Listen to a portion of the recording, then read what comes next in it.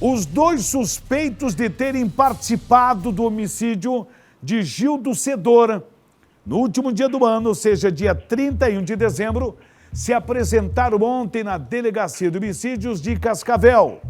Vejam aí, os dois prestaram depoimentos. O empresário foi morto no último dia de 2020, conforme anunciamos lá no bairro Paulo Godoy. Ele estava em cima do telhado instalando uma antena na residência quando foi morto com um tiro no peito. Vizinhos disseram que o suspeito de cometer o crime teria subido em uma árvore e disparado contra o morador. Vejam, então, a gente mostrou para vocês que um homem estava no telhado, instalando uma antena. Dois suspeitos, mas evidentemente que não existiam duas armas. Um único estava armado, pelo que consta. Mas os dois estavam sendo procurados pela polícia.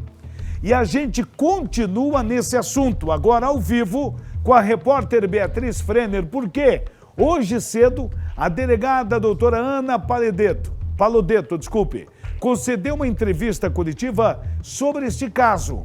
É isso mesmo? Quais são as informações, Beatriz Frenner? Ótima quarta-feira. Seja bem-vinda para mais uma edição do Balanço Geral.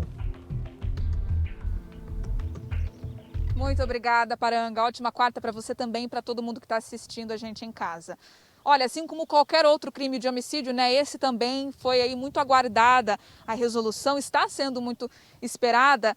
Os detalhes, então, a respeito do processo de investigação desse caso, que, como você bem relembrou, Paranga, aconteceu no dia 31 de dezembro, à tarde, último dia do ano de 2020.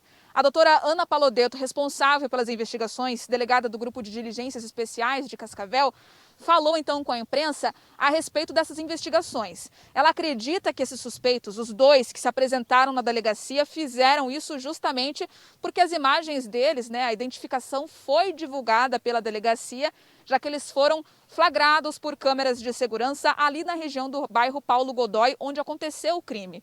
Confira o que diz a delegada responsável pelo caso a respeito desses depoimentos, em que os dois foram ouvidos.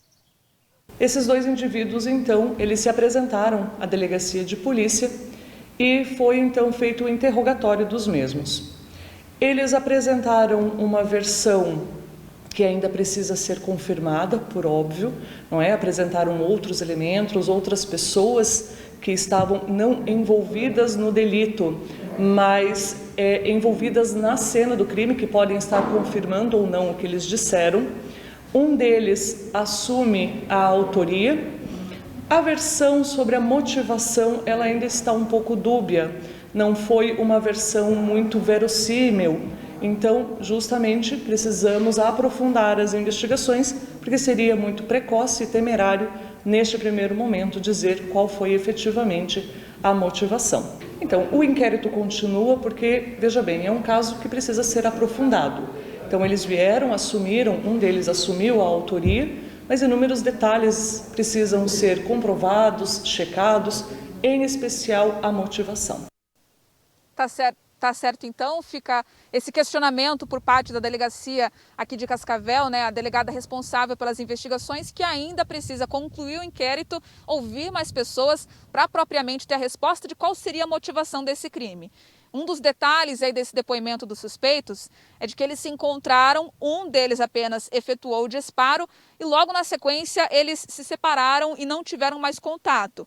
Tanto é que as imagens que foram divulgadas, as fotos dos dois fugindo, eles não aparecem juntos, aparecem sozinhos ali, um correndo em cada direção.